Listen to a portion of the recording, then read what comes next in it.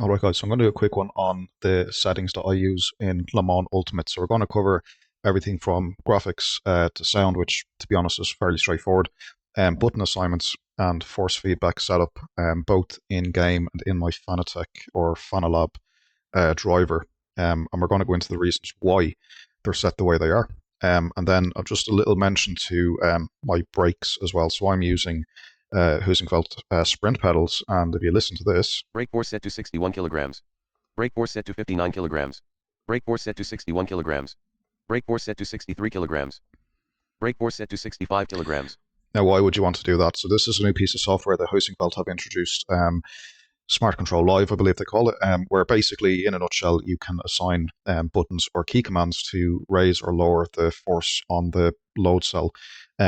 So yeah, literally as it says, I'm pushing with 65 kilograms of force on my brake pedal to hit 100% of brake pressure, as seen by the sim. We'll get into that a bit more in a few minutes.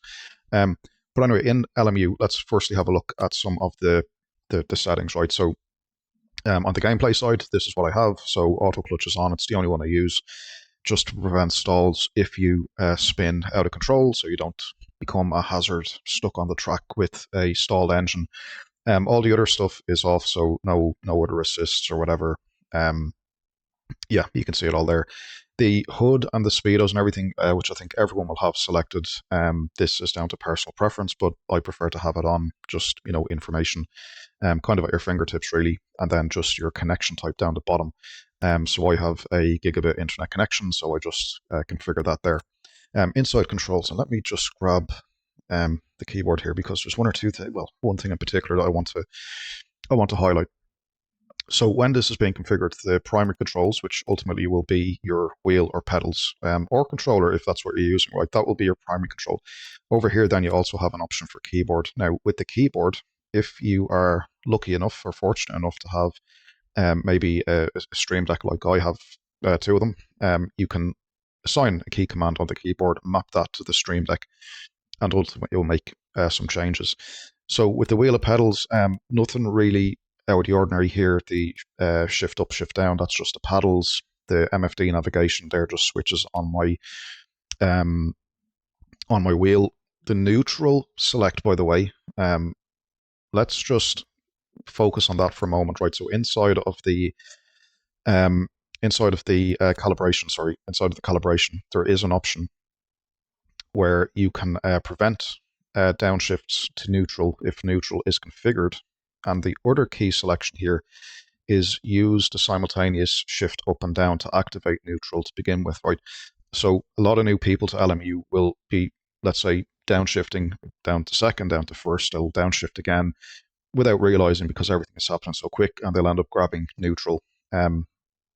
What you want to do is activate both of these. So this will prevent neutral from being selected, provided this is configured. So if I want to select neutral, I have to pull both the up and downshift on the wheel, both together, and that will activate neutral. Neutral will not activate unless I do that. But anyway, let's go back to controls.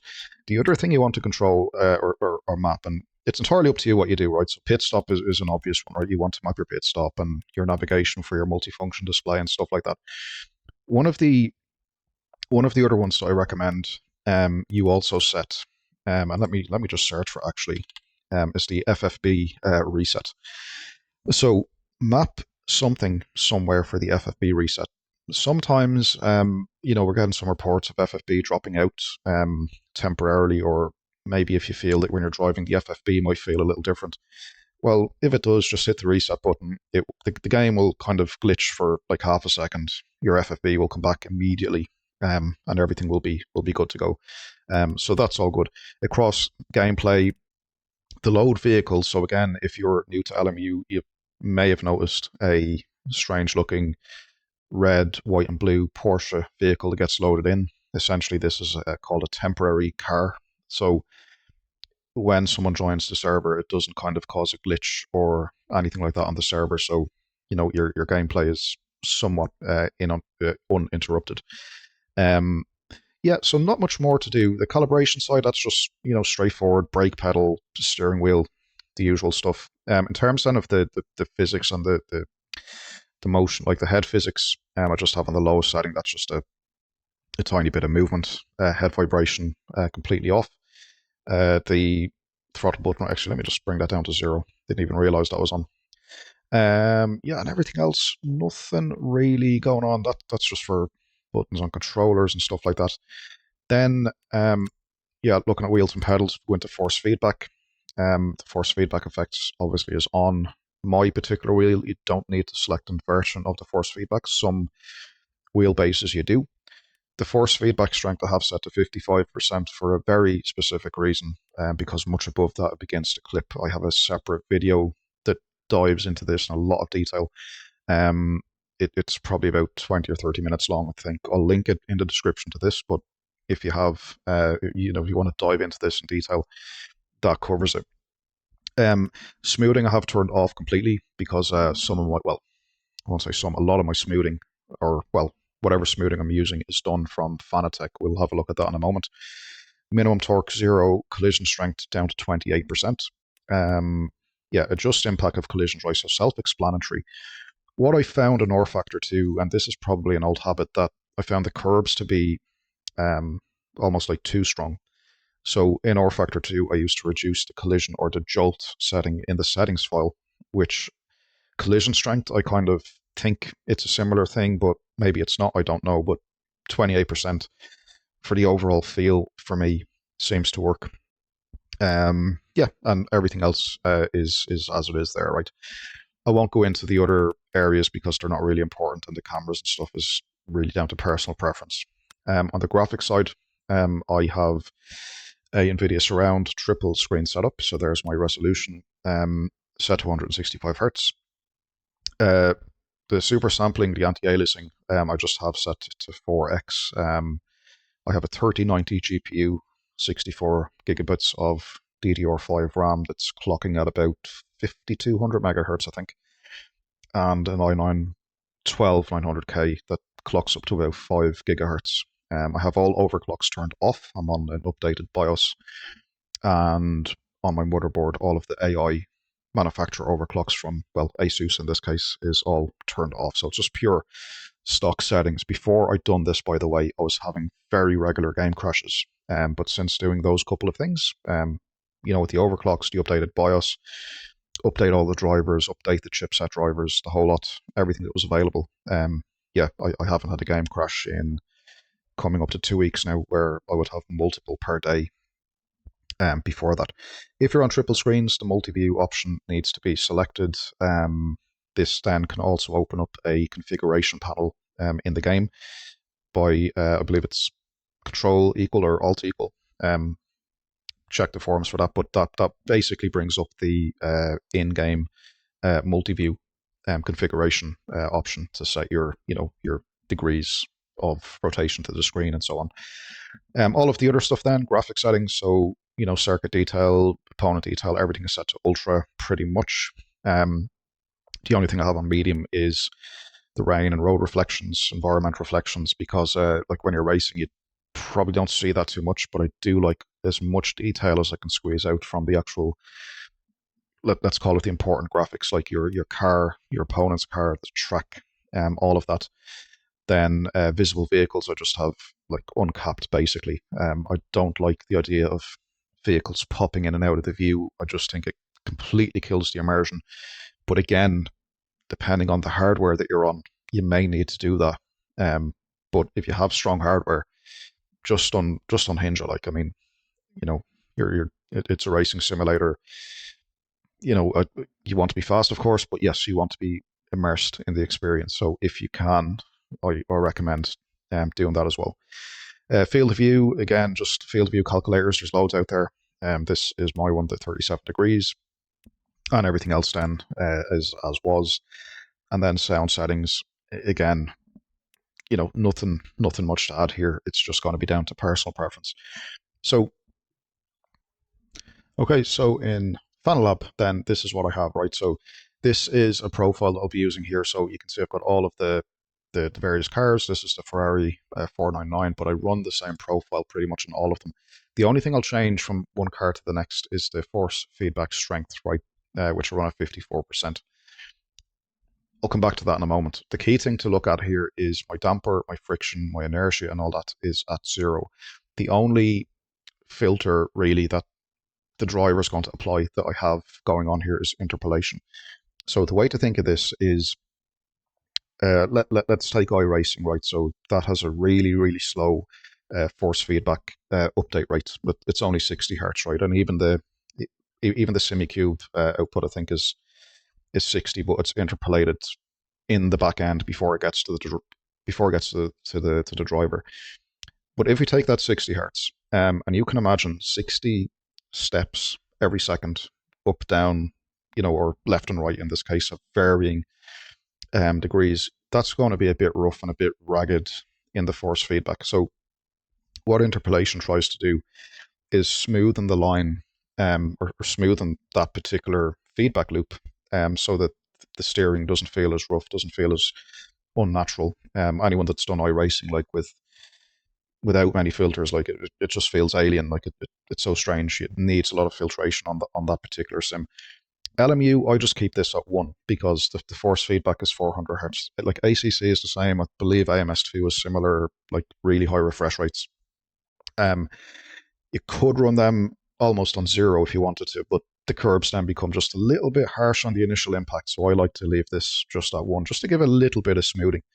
Again, it's going to be personal preference. If you go too high on this, what will happen is that the information will be dulled down, and this can begin to maybe impact your, the information coming to you as a driver. So what should I be doing with the car? So that's just something to consider. And the only other thing there that, particularly with Fanatec, I don't know what it's like with other brands, but there is a force effect intensity. Now, this force effect intensity, I've had conversations on their forum with, I think it's one of their developers. I forget exactly, but anyway, look, long story short, that force effect intensity, if it starts to lower below like 70% or whatever, it can start to introduce latency into the signal or into the output. So the recommendation was that if you need to reduce the intensity, a much better option would be to use interpolation. That will essentially smoothen things without introducing too much latency. The only other mentions actually is damping and inertia, right? So inertia is, think of drifting, right? So how quick you turn the wheel one way, the wheel will want to continue going that way. Friction is the opposite, where there's like a constant load applied. And damping then is essentially the resistance, or how damped that direction change is going to be. So this is how all of these filters, essentially what these filters actually mean. Because a lot of people think, oh, I'll just increase damping because that feels smoother. But what are you actually doing? Nobody actually takes the time to realize what damping actually does in well, at least in Fanalab. One other thing actually, I just want to show is the Heusinkveld live, or Smart Control Live. So hopefully this comes up. So there we go. It's already running in the tray. So let me just load it out of the tray, because this will be worth looking at. Particularly, I know that's on like Heusinkveld pedals, whether it's sprints or ultimates or whatever. Okay, so Smart Control is open. Yeah, and let me just share the top screen again. So so Smart Control will have the usual, anyone familiar with, pedal software will have the usual ramp angles, so pressure to force applied. And what I've done, like here, is I've set the brake pedal to be in increments of 2 kilograms. Brake force set to 63 kilograms. You can take to 63, and then if I go back up, it'll go up into brake force set to 65 kilograms. To 65 kg. So why that could be helpful, if you can imagine, like brake force set to 63 kilograms. If you're racing in, like, let's say the wet or something, and you want to increase your braking pressure to apply less brakes, this can be quite helpful. So if your pedal software has something similar, or you're on Heusinkveld pedals, this might be something worth looking at. But let's jump into the sim now. And what I'll do, as we're driving, I'll mess around maybe with a few force feedback settings, and we can have a look and see exactly what they do and what the impact is. All right, so here we are in the sim, and let's have a look at some of those settings in action, right? So this is the important bit. So let's get up and running. All right. So coming out of the pits, so the force feedback is set up and is all good. And if I had any doubt that, let's say, something screwed up with the force feedback, what we want to do is press the force feedback reset keybind. Now I have the keybind on, well, it's on the keyboard, but it's also linked to my Stream Deck as just a hotkey. So when I press the feedback reset button, you'll see here, and there you can see the force feedback reset has popped up on the screen just above the gear counter or the gear and tachometer. So I can do it again, and there's another reset of the force feedback. So you'll notice just a very brief jolt. I'm resetting it a few times there just to kind of show you what it's like, but it's just like a micro stutter. No big deal. Next up, we're going to talk about the downshift protection into neutral that we discussed in the settings menu, right? So again, new players to this will be cut out by it. I know a few guys that I used to race with were also cut out by it. Well, I'm in third and I'm, let's say, coming into a corner, I'm spamming down the gears and I'm still spamming the gear down, but it's not going into neutral. So what I have to do is, if I'm in, no matter what gear I'm in fact, if I pull in the up and down shift together, you can see neutral then will be activated. And what it means is that I won't, accidentally downshift, So it does what it says in the tin. The only downside with this, by the way, and you can hear the beeps, right? So the only downside is to get back into a gear, the car has to be stopped. So I'm pressing upshift here at the moment. My clutch is in, even I have paddle clutches on the steering wheel, and nothing will happen. So I have to come back down and basically select the gear in this manner. So you have to be like slow enough for first gear engagement, if you like. But anyway, the other thing I want to mention is the brake pressure and why that's important. So at the start of this, I set the brake pressure to 65 kilograms, right? And what I'll do, I'm just going to apply the brake with moderate force. And you can see there that I have to increase. So now I'm kind of pushing myself back into the seat a little bit.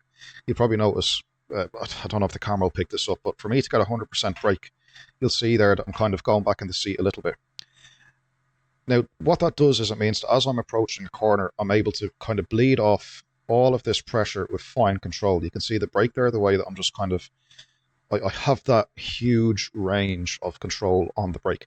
Now, what I'm going to do, I'm going to bring this pressure right down. Brake force set to 15 kilograms.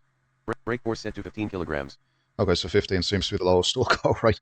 Now this is accelerating just to kind of prove the point. But if I just touch the brake pedal now, we're already at 100%.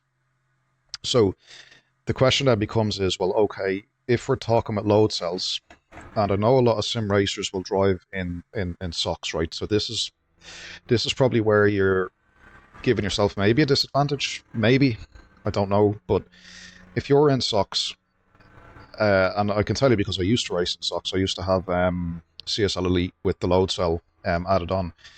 I couldn't in a sock push with 60 plus kilograms of force because, you know, the bottom of your feet would get all screwed up eventually, blisters and whatever else.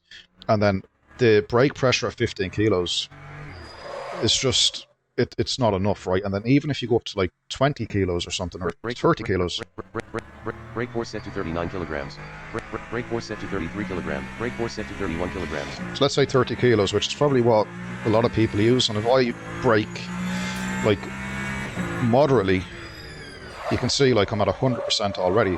And not only am I at 100%, right, but I have a much smaller window of pressure because I'm only dealing with a 30 kilogram gap as opposed to a 65 kilogram gap. So it's going from, this is my area of pressure plate to this, the much bigger one. So with the much bigger one, I'm going to apply a constant force to the pedal. So there's 100%. And as I increase the pressure, brake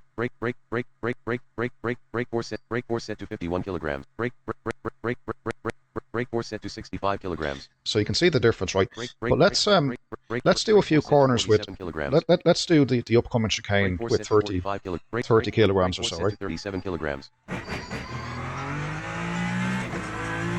force set to 31 kilograms. And again, look, it is personal preference, right? But the bigger the throttle, or the bigger the brake play you have, the finer you can be under control. Yeah, like I just, there's not enough give or play there, right? And I'm at the obviously shafting the tires. But let's go back. Brake force set to 51 kilograms. Brake force set to 61 kilograms. Brake force set to 65 kilograms. So we're at 65 kilos, which, incidentally, it's the maximum my pedals can handle. I'd have under 10 kilograms on there if I could. I wouldn't go into the hundreds of kilos like what some people do with Formula cars. I think that's totally overkill. But, well, for a sim racing rig anyway, but I do think that if you up it to the kind of 60 range, you can be a much more precise. Bear in mind I'm on cold tires, but you can be much more precise. So let's do a few corners just as the tires are coming up to temperature. But pay attention to the brake control. How I'm able to have that additional longer range on the brake pedal, and I'm able then to overlap that much easier with the throttle in some cases, you know, so I can be gradually bleeding off and getting on throttle what feels like the same time almost, or, you know, a much cleaner swap over. And what it also means is that when I'm coming into a heavy braking area, I can literally drill the brake and then bleed off, confident that the pressure is going to be right.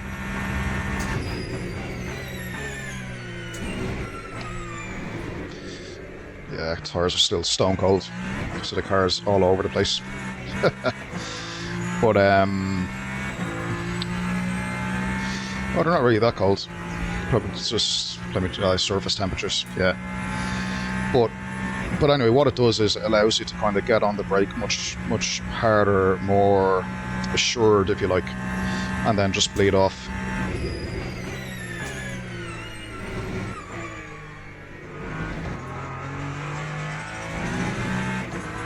Yeah, you get the idea.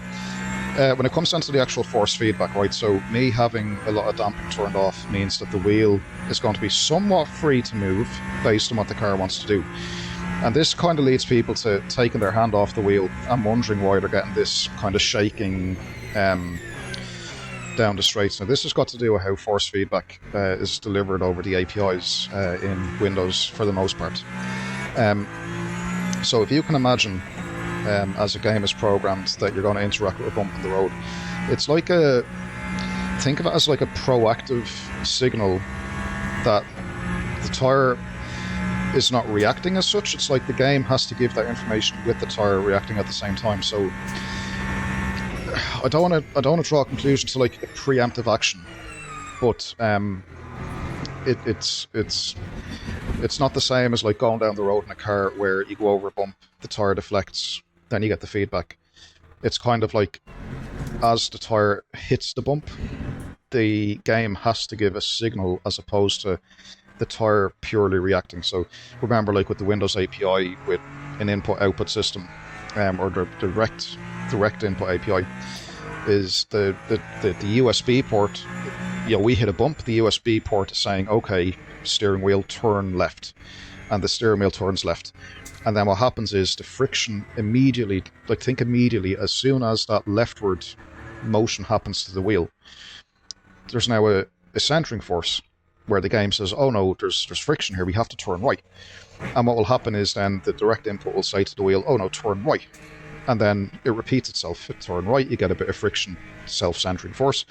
And this is what causes oscillation in force feedback systems. So it's a natural thing in some senses. Like it's nothing to do with the game being broken or the force feedback being broken. The fixes obviously is if the force feedback, like if you run a lot of damping, a lot of inertia or friction, what will happen is the friction will prevent the wheel from actually moving. The signal is still coming from the USB port. It's just you're running so much damping, so much friction, that the wheel is physically not being allowed to move. Now, what that does then is you have, like, you know, you could say to yourself, oh, well, look, when I take my hands off the wheel on the straight, I don't have oscillation. And you're right, you probably won't. Yippee for you. But the downside is you're going to lose a load of detail in the force feedback everywhere else, in the corners, on bends, into braking areas, over curves, you know, you name it, you're going to lose all that detail.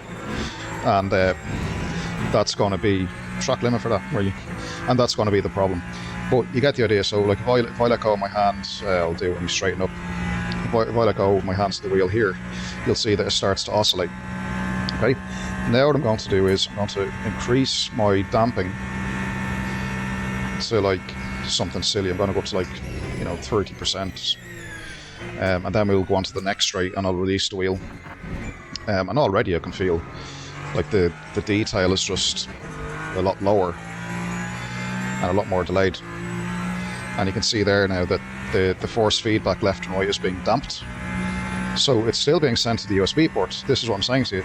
But the wheel is not being allowed to move beyond a certain point because the signal is being damped. So that's the trade-off that you're going to be, you know, making really, is, you know, let's say, is it realistic for the wheel to be wobbling all over the place on the straight? Probably not. Like, you know, I can admit that, but you have to understand you're dealing with the limitations of a direct drive, or maybe not even a direct drive, rather direct input API, where the USB port is being given signals by the game to turn a wheel left or turn a wheel right. And if it gets caught in this left-right loop, this is what causes oscillations. Now, dampers and friction modifiers and all of that can, as I say, fix that particular problem, but at the expense then of actual detail in the force feedback. Now, it depends. From my perspective, like, I drive in real life. I've done a bit of track racing as well, and track days and stuff. But, you know, there's the argument of, okay, you know, simulation, you want it to be as real as possible, but you are racing a simulator at the end of the day. So you have to then ask yourself, well, okay, I'm racing a sim, therefore I need detail that I wouldn't, or I need detail replaced I wouldn't get in a real car, let's say. So, you know, in a real car, you have the seat of the pants kind of feel. You don't get that in the sim. So therefore, if the wheel is able to give a little bit of extra information, we'll take that information. You get used to it. So, like, for me, this feels completely natural. So it will be an adjustment phase. And force feedback is like a language. Remember, Aris from Assetto Corsa Competizione saying before, like, you know, you set the force feedback to what you either like or what makes sense to you, and then you stick with it. And this is what I've done. So I've gone, like, for me, the most detail and it doesn't feel unrealistic to me. You know, this is the thing. Maybe I've got used to it. I don't know, but it feels quite normal. It feels quite natural. The steering loads up at the right time. It goes light at the right time. There's nothing out of the ordinary. But the reason I've gone for this particular approach is because if I want to do this competitively and have fun races, then I need all of that raw detail. I can't have the wheelbase driver, like, dampening down information that is going to ultimately impact my lap times. So that's it, guys. I won't waffle on too much longer. They're the reasons why I have the settings the way I do. You know, it's not to say that my settings are right and anyone else is wrong. It's just, you know, give it a try. You know, it's like I say, it's purely down to personal preference after a point. But even though the personal preference will apply, just be mindful of what the impact is of any changes that you make to your settings, because as you can see here, they do have a clear impact. Now, it is possible that you will have adjusted to it, whether it's the brake pedal force or whether it is the force feedback information or whatever settings you've got.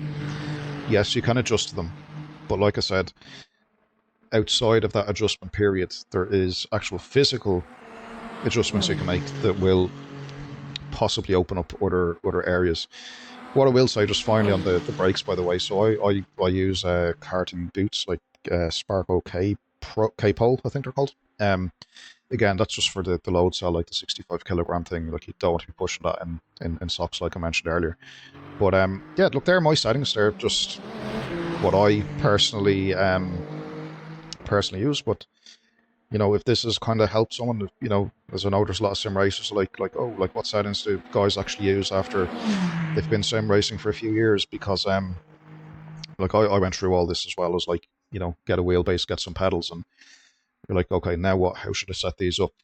What do the things actually do? What's the benefits of this setting? What does that setting actually do? And so on. So hopefully this helps some of you guys that are in that position as well. And yeah, we'll leave it there, guys, until the next one. Thanks for watching again, as always, and have a happy new year.